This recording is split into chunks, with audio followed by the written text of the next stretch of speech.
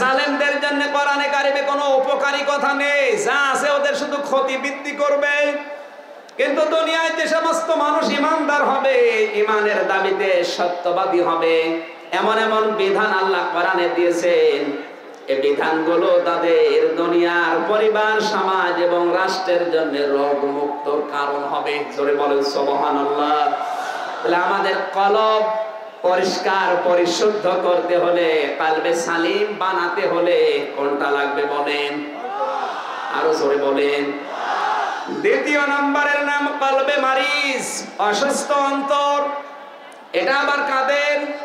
ফি কুলুবিহিম মারাদুন ফাযাদাহুমুল্লাহু মারাদা ওয়া লাহুম আযাবুন আলীমুম বিমা কানু ইয়াকযিবুন। সূরা বাকারার 10 নম্বর আয়াতে আল্লাহ জানিয়েছেন তাদের অন্তরের ভেতরে রোগ আছে, এই রোগ আমি আল্লাহ দিনের পরে দিন বৃদ্ধি করতে থাকি। এক মাহফিলের সভাপতি আমার কানের কাছে মুখ নিয়ে বলছে, হুজুর মাটির উপরের কথা বলার দরকার নেই, আপনি স্বামী স্ত্রীর গন্ডগোল যেন না হয় সে ওয়াজ করেন। স্বামী স্ত্রীর গন্ডগোল যেন না হয় ওয়াজ করলাম সূরা নিসার 34 আর 35 নম্বর আয়াত দিয়ে।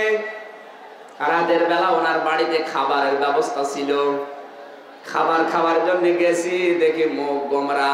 কি কথা বলছেন না কেন? বলছো হুজুর আমার বর সাথে আমার গন্ডগোল হয়েছে, আপনি জানলেন কি করে? আপনাকে মনে হয় কেউ বলে দিয়েছে? আমারে কেউ বলে দিয়েছিল না? মানে কে? 1500 বছর আগে কোরআনে কারিমে আমার আল্লাহ জানিয়েছে যে এই কারণে গন্ডগোল হয়, আর এটা মেটানোর পদ্ধতি এই। আপনার স্ত্রীর মহব্বত যদি আপনি বৃদ্ধি করতে চান, 2টা কৌশল নবীজি শিখিয়েছেন। 1 নম্বরে যখনই তার সামনে যাবেন, কারণে অকারণে তার প্রশংসা করবেন। কথা বুঝতেছে? তার যে কোনো কাজের প্রশংসা তুলে ধরবেন, খুশি হবে। 2 নম্বরে তার মহব্বত যদি বৃদ্ধি করতে চান, মাঝে মাঝে তার মুখের লোকমা খাবার তুলে দেবেন। এখানে যারা বিবাহিত আছেন, বিয়ে করার পর থেকে আজকের এই দিন পর্যন্ত একদিন ওই স্ত্রীর মুখে খাবার তুলে দিয়েছেন? হাত তোলে তো দেখ, আন্দাজে হাত তোলো। ওয়াসি সাহেব হাত তুলেছে? আলহামদুলিল্লাহ, ঠিক আছে আলহামদুলিল্লাহ। সেই দিন 1 লোক কল দিয়ে বলছে, হুজুর আমার বর সাথে শুধু গন্ডগোল হয়, আপনি একটা তাবিজ দেন তো। আমি বললাম 2টা জায়গায় তাবিজ কাজে লাগে না, একটা শাশুড়ি আর একটা বউ। ওরা কোরআন শরীফ লিখে তাবিজ দিলেও কাজ হবে না এই 2 জায়গায়। আপনাকে একটা কায়দা শিখিয়ে দেয় রাসূলের সুন্নাত, আপনি যদি এই গন্ডগোল মেটাতে চান তো মাঝে মাঝে তার মুখে খাবার তুলে দেবেন। কয়েকদিন পরে কল দিয়েছে, কি ভাই কিছু হয়েছে? বলছো হুজুর আমার লজ্জা করে। লজ্জা করে? গন্ডগোল করতে লজ্জা করে না, খাবার তুলে দিবা লজ্জা করে। আজকে আমল শুরু করো। খাবার তুলেও দিয়েছে, কল দিয়ে আমারে বলছো হুজুর বিষয়টা উল্টা। কি? খাবার তুলে দেওয়ার পরে খাবার মুখে নিয়ে হাঁ করিয়া হতভম্ব হয়ে গেছে। কি গো তুমি মাঝে মাঝে আমার সাথে গন্ডগোল করো আর আজকে খাবার তুলে দাও, তোমারে কে শিখিয়ে দিয়েছে বলো? বলছো হুজুর আমি একবারে আপনার নাম বলে দিয়েছে যে আমির হামজা বলেছে। কায়দা শেখানো সমস্যা, আপনারা আমার বাড়িতে বলে দেবেন। লক্ষ্মীপুরবাসী, আমি যেটা বোঝানোর জন্য পর্যন্ত এসেছিলাম, কোরআনে কারীম যারা জালেম তাদের জন্য কোন আয়াত আমার আল্লাহ তাদের পক্ষে নাজিল করেনি। আর কোরআনের আয়াত হচ্ছে যারা জালেম, যারা জুলুম করে তাদের বিরুদ্ধে আমার আল্লাহ নিজে মামলা দায়ের করবে। বাংলাদেশে আমরা পুলিশ বাদী কেস দেখি। কি? পুলিশের কাছে বাধা দেওয়ার জন্য পুলিশেও কেস করে, ওটা পুলিশ বাদী কেস। কিয়ামতের দিন আমার আপনার বিরুদ্ধে আমার আল্লাহ নিজে বাদী হয়ে মামলা দেবে। এ দুনিয়ায় যারা মানুষের উপরে জুলুম করেছে তাদের বিরুদ্ধে।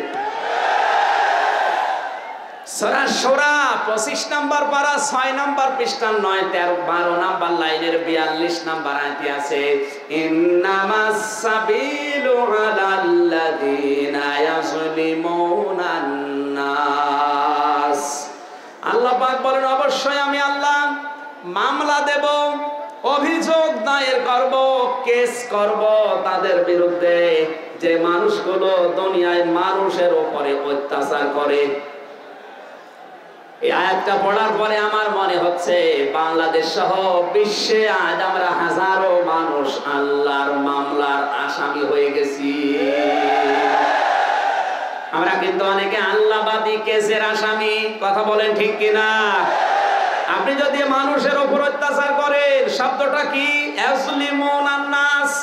ইয়াজলিমুনা মোজারে, বর্তমান, ভবিষ্যৎ, প্রেজেন্ট, ফিউচার।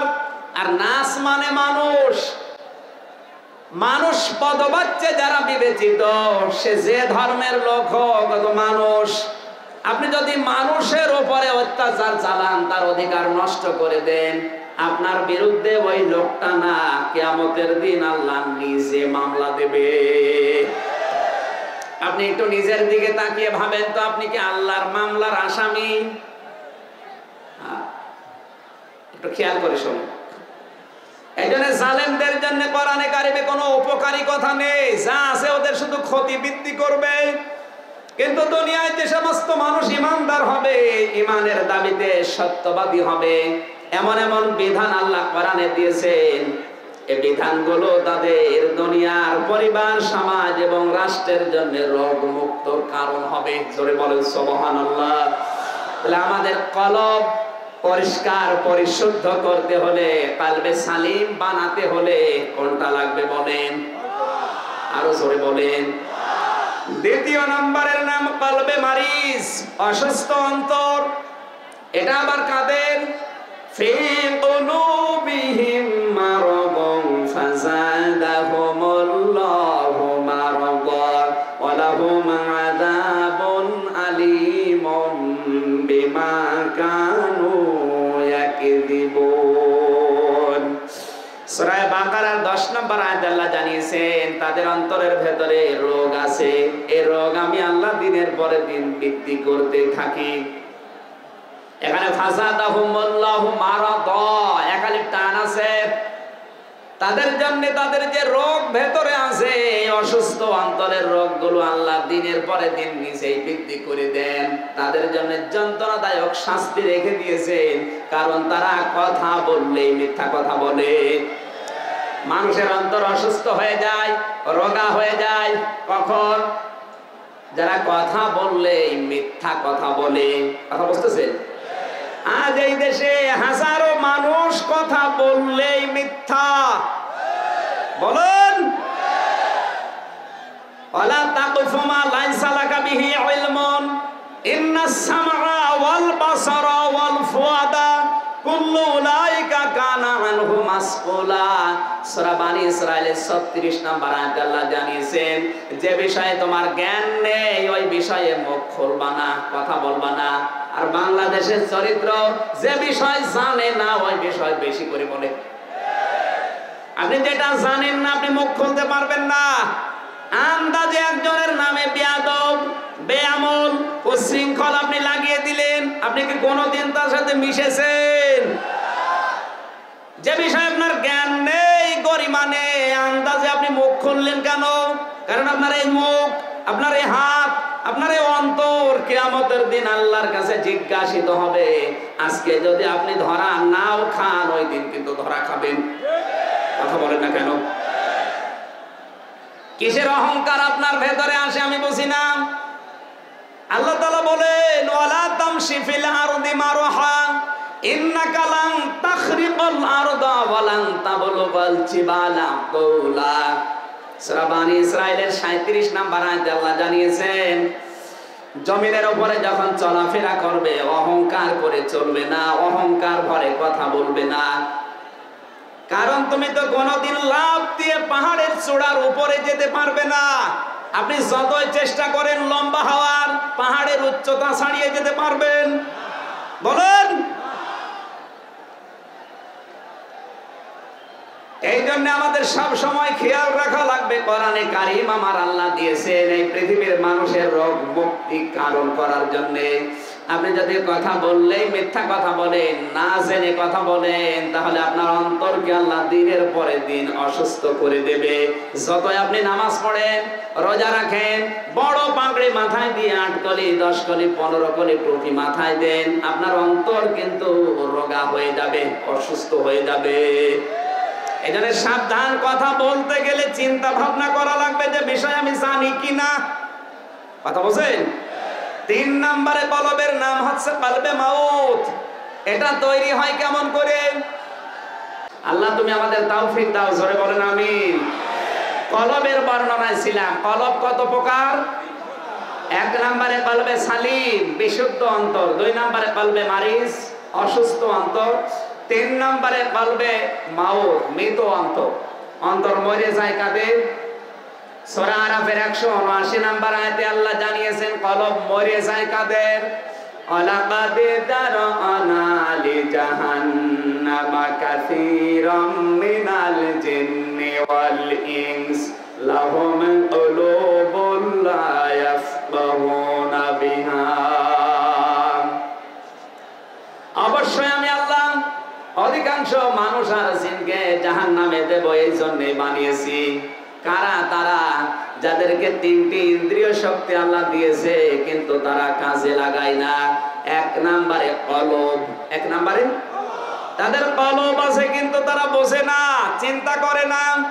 সুতরাং কলব থাকার পরও যদি আপনি কমন সেন্স এই কলবকে কাজে না লাগান, ওয়ায়াজআলুর রিজসা আলাল্লাযিনা লা ইয়াকিলুন, কোন মানুষের যদি কমন সেন্স, জ্ঞান, আকল, বুদ্ধি থাকার পরে ওটা কাজে না লাগায়, আমার আল্লাহ তার উপরে ভুল সিদ্ধান্ত চাপিয়ে দেয়। জোরে বলেন নাউজুবিল্লাহ। ইন্না শাররাদ দাওয়াবি ইনদাল্লাহিস সাম্মুল বুকমুল লাযিনা লা ইয়াকিলুন। আল্লাহ তাআলা বলেন পৃথিবীতে নিকৃষ্ট আমি আল্লাহর কাছে তারা যাদের কলব আছে কিন্তু চিন্তা নেই। সব কিছু বোঝে দুনিয়ায়, আমার কোরআনের কথাগুলো বুঝতে চায় না। এদের দাম মর্যাদা আল্লাহর কাছে চতুষ্পদ জন্তু জানোয়ারের চাইতেও খারাপ। এদের অন্তরগুলো মৃত, মরে গেছে। সুতরাং আমাদের যাদের কলব আছে, আমরা কলবে মাউত হব না, কলবে মারিজ হব না। আমরা যেন বিশুদ্ধ অন্তর, কলবে সালিম তৈরি করতে পারি কোরআন দিয়ে। জোরে বলেন আমিন। রাসূলের উপরে দরুদ আর সালাম পাঠ করার মাধ্যমে আজকের তেলাওয়াতকৃত আয়াত সূরা মায়েদার 35 নম্বর আয়াত থেকে আমরা তাফসিরে প্রবেশ করছি। জবান ছেড়ে সব কথা বন্ধ করে কোরআনের সোনালী আয়াত পড়েন। প্রত্যেকটা অক্ষরে 10টা করে নেকি অন্তত আমাদের আমলনামায় হয়ে যাক। আউযু বিল্লাহি মিনাশ শাইতানির রাজিম। বিসমিল্লাহির রহমানির রহিম। ইয়া আইয়ুহাল্লাযীনা আমানুত্তাকুল্লাহা ওয়াবতাগু ইলাইহিল ওয়াসিলা ওয়াবতাগু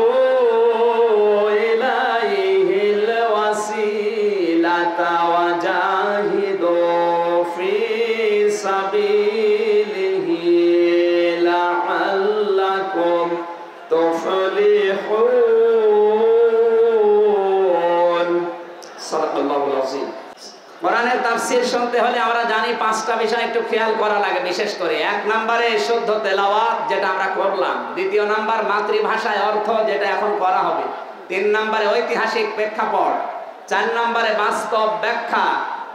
এই বাস্তব ব্যাখ্যাটা বাংলাদেশে না থাকার কারণে এই আয়াতটা নিয়ে আজ বাংলাদেশে ভেজাল চলছে। এটা যেন আজ নিরসন করা যায়, সেই জন্য তো পড়লাম। 5 নম্বরে আয়াতের মূল শিক্ষা নিয়ে বাড়ি যাওয়া লাগবে। রাজি আছেন আপনারা? 11 জন এসেছে ইসলাম কবুল করার জন্য। আপনি যা করছেন না জানি আবার ফিরে চলে যায় কিনা। কথা বন্ধ করেন। আপনাকে যদি এখন বলা হয় যে তামাম দুনিয়া আপনার নামে লিখে দেব, আপনি মুসলমান বাদ হয়ে অন্য ধর্ম গ্রহণ করেন, পারবেন? পারবেন? আপনার ঈমানের কতটুকু আছে? 10 টাকা পাইলে আপনি তাও দিতে চান না, এতটুকু ঈমান আপনার।